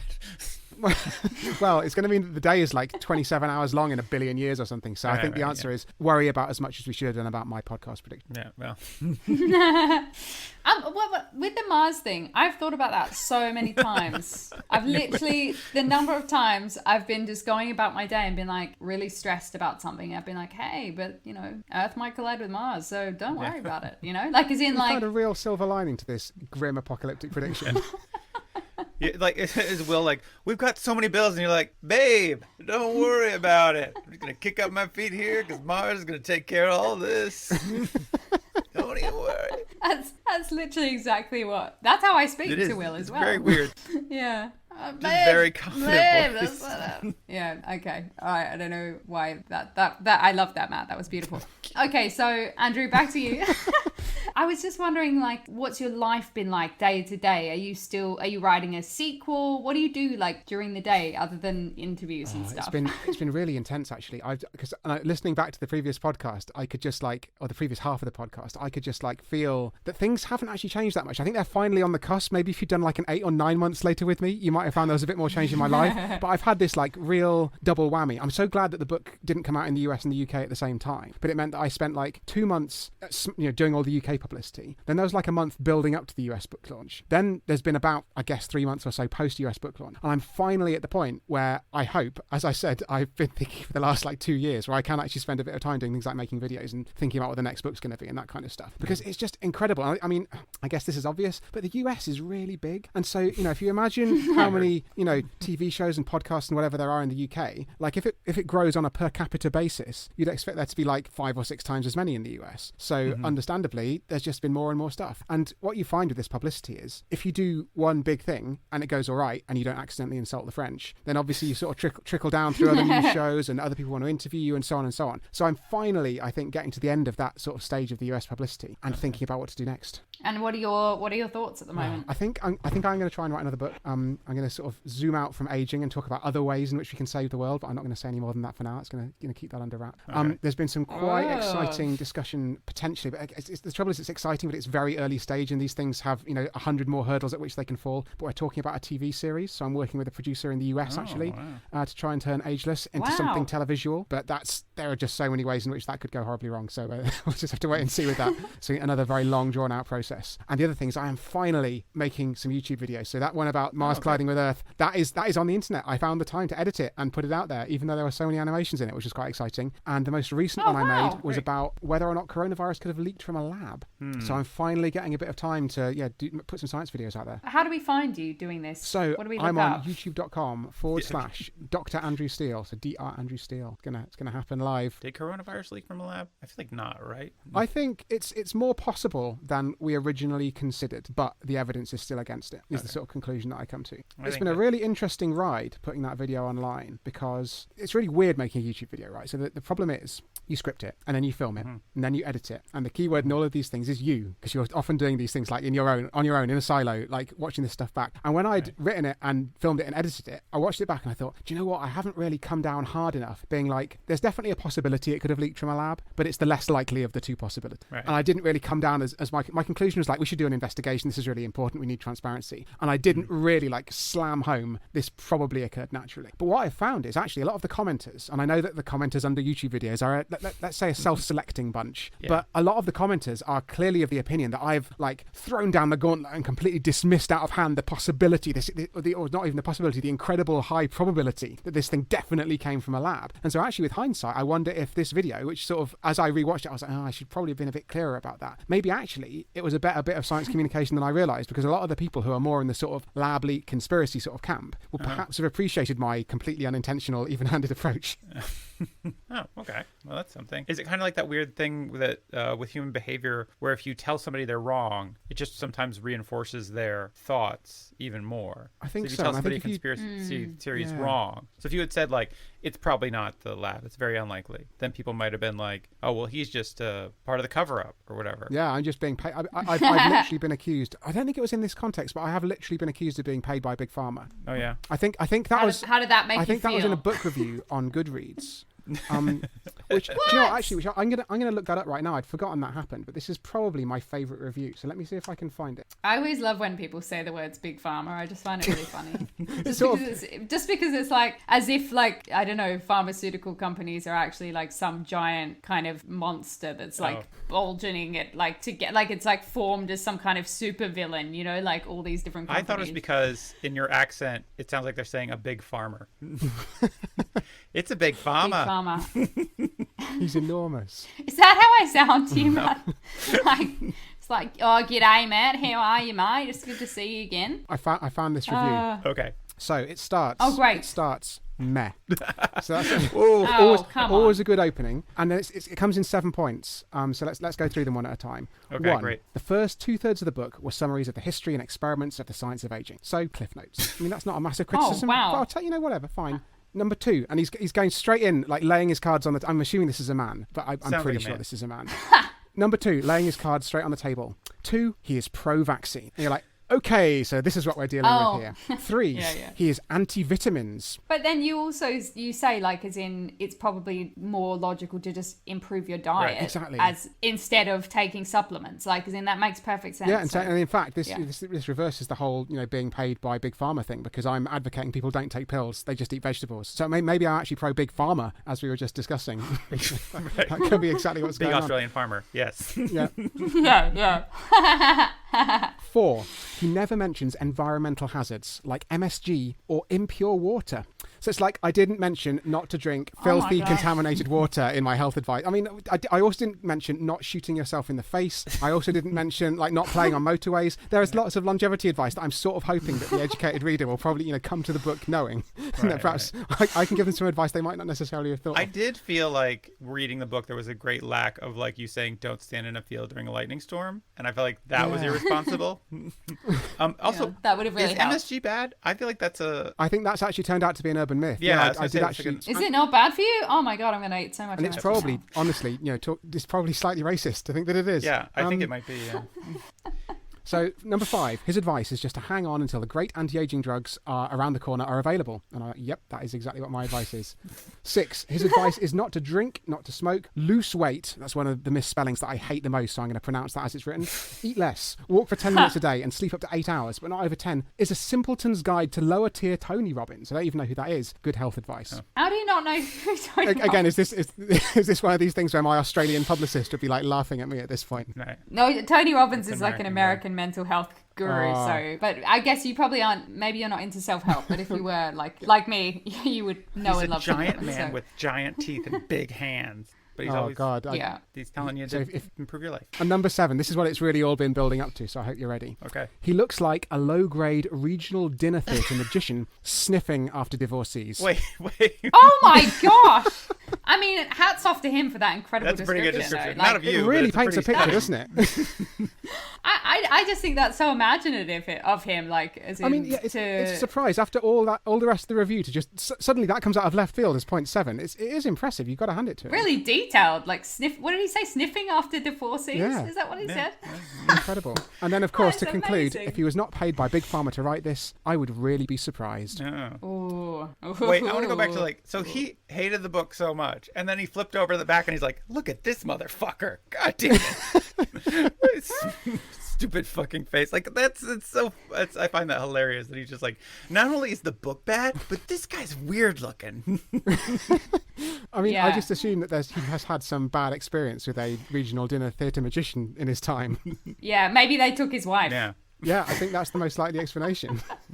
But just for the record, you're not being paid by Big Pharma. No, I mean, if I was, would I be doing this podcast, or would I be relaxing in my mansion made from diamonds on an island eating only lemon curd yogurt? These are the questions. Oh my god, sounds really good. I'm very sorry that man wrote those. Well, I'm assuming that person wrote those horrible things. They're not true at all. I think I feel like I look like a high grade regional dinner theatre If magician, anything, you're like a Vegas magician, like you've got your own show every night, you don't need to go for divorces. You can have the married ladies if you want. You can have anyone. Yeah, really. The men too. Yeah. This is incredible. This is what I came for. It's just validation for this review. I really enjoyed receiving this because the thing is that the sort of mediocre bad reviews can be a bit dispiriting, but this one's just. And what's even better about this is like he gave me 2 stars. Not no stars. Not what you get. He still gave me 2 stars. It's like, having said all that, it was okay. It passed the time, good beach read. But it is basically his thing is like, this is actively bad for the world because it is propaganda paid for by a large corporation, but 2 stars. Maybe his baseline was the entire world being destroyed by a collision with another planet. Yeah. Maybe he liked the thing, he's just like, you know what? I love tortoises. So any book that has any mention of tortoises gets an automatic 2-star from me. Well, it was very generous. Yeah. So 2 stars. Meh. Meh feels like a 3-star review at least, but maybe that's just me. So, but otherwise, pretty positive reviews from the book. You got that David Brooks quote you can put on the cover of the paperback now. Yeah, definitely. It's all good. Yeah, that's really good. Oh, I'm glad to hear that. Oh, I did want to ask, are you still doing astronomical photography? I don't know if that's the right term. Are you looking at stars? Are you still taking pictures of Uranus? Hey. Do you know what? I've actually started looking at Uranus through binoculars. That's and actually, that was something that surprised me listening back to the previous part of the episode, because we were all talking about how ridiculously oversized my telescope was and how impractical it was and how unsuitable it was, and maybe you should get a smaller telescope for your son. And actually, I'm a big convert to binocular astrophotography. I just bought myself as a sort of present. I can't remember even what if it was an arbitrary present sometime in the last few months for some event that I've now long since forgotten. Did you buy yourself a present after you read that review just to cheer yourself up? Yeah, to pick myself up out of the deep depression that lasted several weeks. And the great thing about binoculars, right? So you have to get a pair that's got slightly larger lenses than you'd normally get for bird watching, so they can gather a bit more light. But they're so portable and so easy. You can literally lift them to your face, and they don't need a massive stand and like a load of aggro and faff to set up. So I'm a real convert. I think it's a really cool way to do astronomy. I have to say I'm not an expert at it yet, because the thing is, it depends what you're using for astronomy is really critical for like what you choose to look at. So if you're a purely naked eye astronomer, there are certain things that are, you can definitely see with the naked eye. A really cool example actually is a meteor shower, but they spread throughout the whole sky. So if you had binoculars or a telescope, you'd miss like 99.9995% of them. But if you just lie back and look at the sky with your naked eyes, you see loads of them, and it's brilliant, especially if you're in a really dark place, and especially if it's not a full moon. So that's really cool. And but then if you like graduate up to the binoculars, you look at other stuff, things that are sort of medium size and not too dim, because the binoculars don't gather as much light as a telescope. And if you're using a telescope, you want to look at the stuff that's really, really faint, because you've got this massive thing for collecting loads of light. Or it might be that you've got a super high magnification telescope, so you look at planets like Uranus. And so what you look at really varies by what tools you're using. And having only just got these binoculars, I'm not quite sure what it is you're meant to look at with them yet, but I'm working on that. Just like the moon, or you can look at the moon, but what's amazing about the moon, and I know this is going to sound odd, it's really small. Like when you look at it with your eye, you think that's reasonably sized. But if you ever then take out your phone and try and take a picture of them, you realise the moon is incredibly small. So even if you look at it through binoculars, like it's obviously it's bigger. That's how binoculars work. Right. But it's still quite tiny. What you really need to properly appreciate the moon is to look at it with a telescope, and a telescope with really high magnification, because then you can see all the craters and the mountains and all the sort of detail on the surface. So looking back over the last 6 months, what do you think is the biggest change you've experienced? Oh yeah, I think the biggest change in the last 6 months has probably been getting a coffee machine. I've never had a coffee machine before, and I've never really been that on the into Today coffee. Show, no big deal. Did you just talk about your coffee machine on the Today Show? Actually, like, guys, and actually one of the things that I've discovered, and perhaps this is backwards given my chosen profession, but actually since getting a coffee machine, I've actively tried to increase my coffee consumption, not just because it's delicious, but also because it seems to have a small potential positive effect on longevity, which is really fascinating. That's it. And even better than that, it doesn't have to be caffeinated. So I thought initially, I've seen some research that shows that caffeine can act as a mild dietary restriction mimetic. We'll remember from the first half of the episode of these drugs that simulate the effects of eating less food. But it's not just the caffeine, it seems to actually be some other stuff in the coffee. And obviously all of these studies are really, really hard, because maybe it's that people who drink more coffee are different in some other way to the people who drink less coffee. Right. And therefore that's what's driving the longevity difference. But coffee's delicious enough that I'm willing to take a punt. Yeah. I am so happy that you're giving me positive research about coffee, because I am consuming so much coffee. So this is really making me feel good. Yeah, I am a massive amount. I don't have a fancy machine. I just got a French press. What kind of machine do you have? Is it like a Mr. Coffee, or is it like a fancy espresso machine? It's a fancy espresso machine. It grinds it. It even tamps it for Whoa. you. It's magical. It's like the future. It's incredible. That's pretty great. The Today Show sent it to you as a gift. Yeah. If only. Hey, Big Pharma bought it for me. Yeah, well, that's what we assume. I thought it was another thing that you bought yourself to salve your feelings from that bad review. Yeah. A series of gifts. Some binoculars and a coffee machine. Who is this man? I'm finally happy. Have there been any other interesting, have you made any other, not discoveries, but has there been any other interesting research come up on aging stuff in the last 6 months? Do you know what I've seen that was really fascinating? So we talked a bit in the previous half about how COVID has really highlighted to people like how being old can have a massive effect on your health, because COVID obviously affects old people far more than young people. And so there was some speculation in the research community that maybe some of the anti-aging drugs that we've got, you might be able to give them to people as a preventative measure to try and reduce their biological age, reduce the age of their immune system. And if they're biologically and immunologically younger, maybe they can deal with COVID a bit. So there was a sort of theory that perhaps we could use it as a preventative. However, there was a really cool paper that came out just a few weeks ago where they gave senolytic drugs. So these are drugs that kill the aged senescent cells that accumulate in your body as you age. They gave these drugs to mice with a very closely related coronavirus. And they found that it didn't just work as a preventative, it worked as a treatment. So they gave these mice a senolytic drug, which effectively reduced their biological age. I think it was on day 3 of their infection, and it made them more likely to survive this coronavirus. So obviously we don't know if that applies to humans, there's more work still to be done. But I just find that so wildly exciting that something that was developed as an anti-aging drug, was developed as something to slow down the aging process, doesn't just help your body resist this virus, it actually acts as a treatment as well. That's just wildly cool. Which drug was this? I think this was a combination of. Yeah, I see where you're going here. Tara, come it's on, a combination stop ordering of drugs off the internet.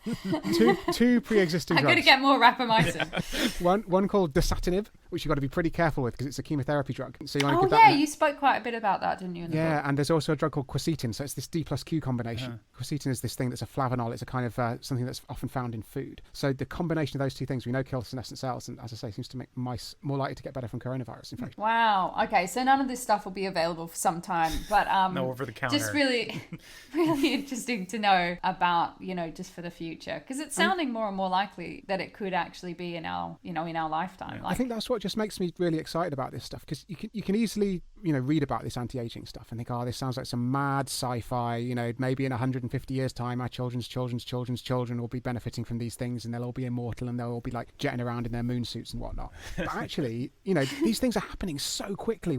There are already 20 or 30 different companies trying Senolytics out for various different age-related diseases. If it works against coronavirus, it probably works against other diseases as well. Like maybe we're going to be using it for flu, maybe we'll be using it for other infections in older people. And just the fact that these Senolytics just seem to work so universally, I'm sure there'll be side effects and problems and there are bumps in the road yet to go over, but it's just so exciting for the future that things are going so well at the moment. That's good. Wow. So is there anything you wish you'd known 6 months ago that you know now? Yeah, I wish I'd known the answer to that study that Senolytics helped with COVID, because I know it's only a result in mice, but it's quite exciting and I'd like to have seen that tried out in people. And I just hope that it's come, honestly, the pandemic's still raging. It's going to be really cool if we can actually deploy this in humans. So that's something that I wish I'd known it 12 months ago, let alone 6. Yeah, that everyone knew. Yeah, that's good. It's very selfless of you to know. It's like, I wish I'd known how great this coffee machine was and I would have gotten a coffee machine. Yeah, that's true as well. I wish I'd got a coffee machine much sooner. The quality of life improvement has been dramatic. Really? Especially in that offensively hot week, iced coffee, which I had just not anticipated would be such a game changer. Wait, makes iced coffee too? Jeez. It doesn't make iced coffee, but luckily you can just make coffee and insert the ice yourself. Oh, is that how they do it? I always wondered. It's pretty amazing. So I guess finally, Andrew, what's next for you? You got a new concept that you're working on for a book, maybe a TV show, maybe more YouTube videos, a lot more coffee, those kind of things.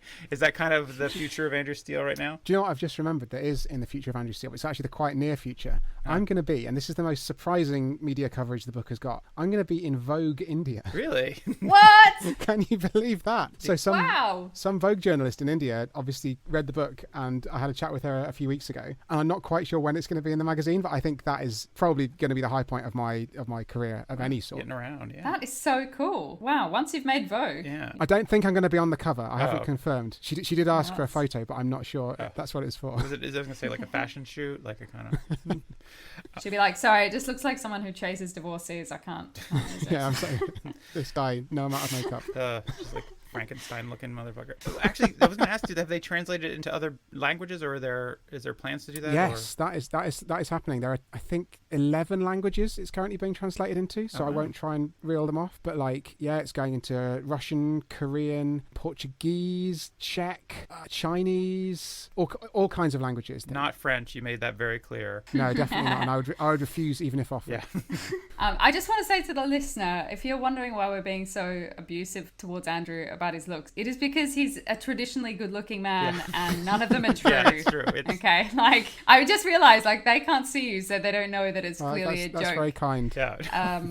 So feel free to look Andrew up and see how untrue all of these comments are. If you go to our website, there'll be a picture of him next to the episode. I mean, I'll just take anything. I think it's the first time I've ever been described as traditionally good looking. Yeah. I mean, rather than middle grade dinner theatre magician or whatever it was. Guys, Andrew's a solid 7, 8 when he dresses up. All right, so Yeah. Meh, 2 stars. yeah, definitely not a 2 stars kind of guy. All right. I hope we haven't hurt your feelings. Now you're gonna have to go buy a bunch more binoculars to make up. There's so many At least another coffee machine. Try and look at anything other than myself. Yeah, so thanks again so much for being on and talking to us. This has been really really fun. It's great to catch up. My wife says hi, by the way. And Hi. Where can people find you online if you want to be found? You got your YouTube channel. What was that again? Yes, we got that. That's at youtube.com/Dr. Andrew Steele, which is Dr. Andrew Steele. I'm on Twitter as @Stato, which is STATTO. I'm on Instagram as Andrew J. Steele. I just like to have different handles on every social media platform just to keep everyone on their toes and to make this as long and complicated and drawn out as possible. And that's probably about it, really. Okay, yeah, that's good. If you want to buy the book, that's probably the one I shouldn't forget. Oh, yeah. You can go to ageless.link. Ageless.link, yeah. You can get it at Amazon or your local bookseller. I recommend your local bookseller. Yeah. But yeah, and it's a great book. We both read it. Loved it. And it has the Andrew Steele guarantee that you'll live forever if you read the book. So yeah, thank you for the book, Andrew. You're very welcome. For Thank you writing for it. Yeah. Being so nice about it. But it's been great. And And, thanks for talking to us. It's been really fun. So Yeah, it's been a blast. Thank you. Take care. You too. See Take you it in easy. 120 years later. Yeah.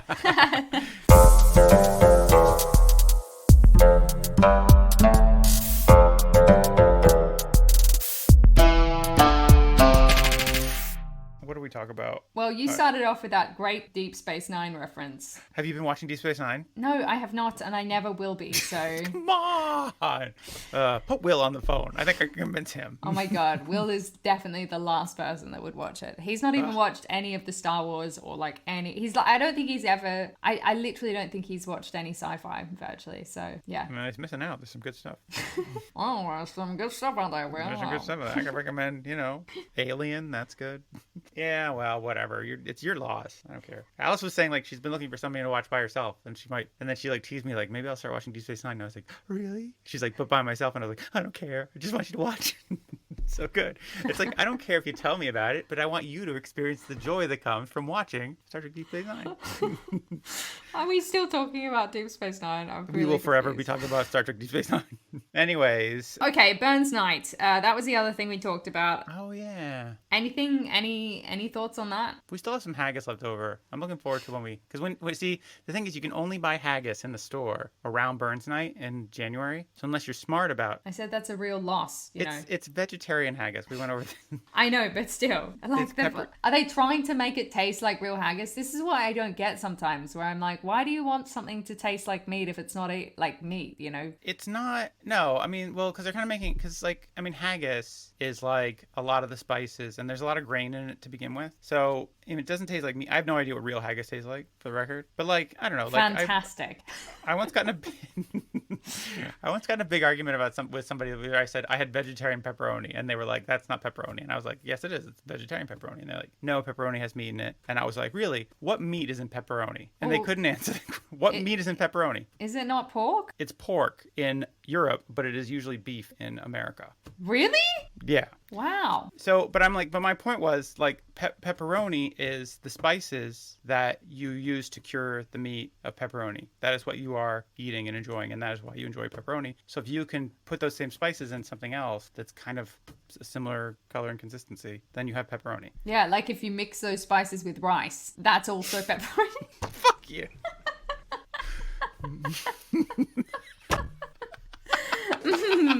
Delicious ricey pepperoni. That's what they get, rice-a-roni. Yeah, well, okay. Well, my point is that it's like haggis. It's got the spices. It's very tasty. Whatever it is, it's very tasty. And we buy a bunch of it in January, and we freeze it. And so I think we're down to our last one or two haggises. So. I guess my point is, if maybe like, for instance, if vegans stopped making vegan cheese or vegan meat or whatever, and just instead created their whole own new thing that all of the like carnivores would be like, hey, I want to eat this vegan thing that's not trying to be like meat. It's just like its own awesome thing. Right. Maybe more people would become vegans. Right. Those are called vegetables. But I think it's more like they use it as a shorthand for like, this is like that thing. It's not that thing, but it's like that thing. So that it's like that thing that you really love, but it's not that thing that you really love. It's good. It's something that tastes kind of a bit artificial. Yeah. Yeah, I don't know. I like haggis. It's good. Okay, so what else have we got here? I had a goal for portion control. Oh, how did you go with your how did you go with your goal? How did you go with your goal? Did you goal your goal? Yeah, not really. I don't know. Sometimes I'm better than others. I'm always very mindful of it, but mostly that just ends up with me feeling bad about myself because I didn't meet my goal. So it's a bit of a catch-22, or not. I don't know. It's probably not the best. So yeah, I'm trying to be more aware of my portion control, and I've been trying very hard. But then sometimes I just eat a whole pot of hummus. So I don't feel like that's the worst thing. I suppose so. I feel like yeah, I was sort of expecting you to be like, but sometimes I eat, just like, I don't know, 20 bags of potato chips, but like being like, I ate a whole pot of hummus. Oh my god, that's horrendous. It's like a big thing of hummus, and then also with like, I eat it with like pita bread, so that I'm just eating a massive amount of bread too. Okay, well, just start with one thing. That's my own, like, as in just from experience, I would literally just try and work on one thing instead of taking on like being like, I'm cutting out sugar and alcohol and wheat, and I'm going to only eat one meal a day, and I'm going to, instead of that, just do one thing this week, which is really easy, and be like, maybe like in the evening, I'm only going to eat half a pot of hummus and 2 pita bread. And then like, that's the only thing you change. Don't do anything else. Just like make it that one easy thing. And then once you've done it, you can be like, look at me. I did that thing that I thought was hard. And now I'm doing really well. And I only ever eat half a pot of hummus. I suppose right. So what was your goal? Oh, my goal was like being relaxed, which I have definitely not achieved. Oh, yeah. No, At you all. haven't. I was listening back to that being like, ha ha ha, silly me. Yeah. I was so young and full of hope, and you're just drinking wine. Yeah, little did I know. Yeah, I don't know. I feel like it's my goal I'm working towards in the future. I keep thinking about being in Australia and like I see myself relaxing then. But until then, I have to like work and work and work to get all this stuff done, all the work stuff done, all the house stuff done. And, you know, I'm really thinking like maybe in quarantine in Australia, that's when I'm going to just let myself relax. You know, obviously I'll be trapped with my children and my husband for 2 weeks and In a single hotel room. in a single hotel room. Which sounds relaxing. Yeah. I'm like, what part of that is not relaxing? But I actually think if I can just maybe take the pressure off and just, I don't know, enjoy being with them, that would be nice. So yeah, I have not achieved it, but hopefully I will at some point. Okay, great. So neither of us have achieved our goals, but you know, we're human beings, man. It's okay to make mistakes. It's okay to not achieve your goals. The point is you're keeping on working towards them, okay? Progress, not perfection, all right? Yeah. God loves a trier, right? Yeah, I guess so. I mean, I don't know. I hope so. Fingers crossed, right? Anyway, thanks for listening, guys. Thanks for hanging in here with us, despite the fact that we're like not achieving a huge amount. But you know, guys, we're a hot mess. So, but we appreciate you listening. Yeah, and if you have any goals that you want to share with us, feel free to send us a tweet or message on Instagram, or just, you know, say hi. You can find us on all the social media stuff on at 6 months later pod. You can also email us at 6monthslaterpod@gmail.com. If you want to support us on Coffee, that would be fantastic. Kofi. If you want to support us on KOFI, Kofi.com. We're making it's 6 months later pod, isn't it, now on Kofi? Yes, yeah, you set that up. That's the new Kofi. So if you want to support us on that. Guys, if you want to support us on Ko-fi, there is a link in the description. You can click there, and if you want to give us a tip, that would be amazing. And thank you. Yeah, we'd be so grateful. Thank you. It would be like buying us a cup of coffee. Love that coffee. Yeah.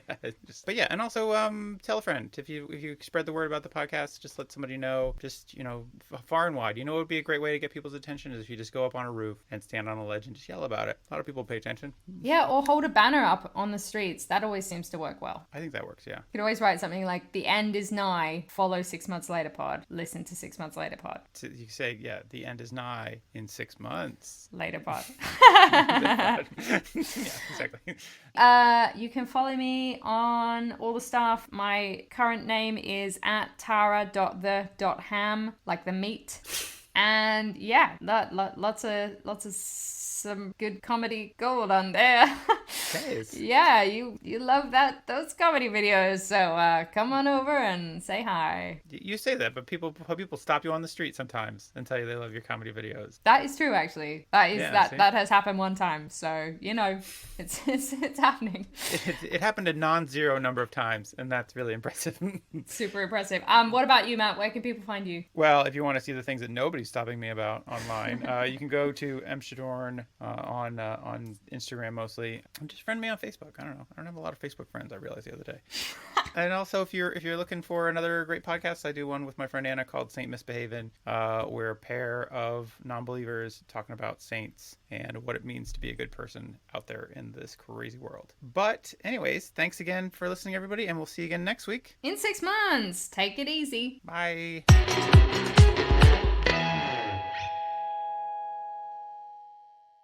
Yeah. Sorry. That's okay. I just blanked out for a Thank second. God for editing. We're That's keeping okay. it in. Yeah, this is quality content. This is why people are listening.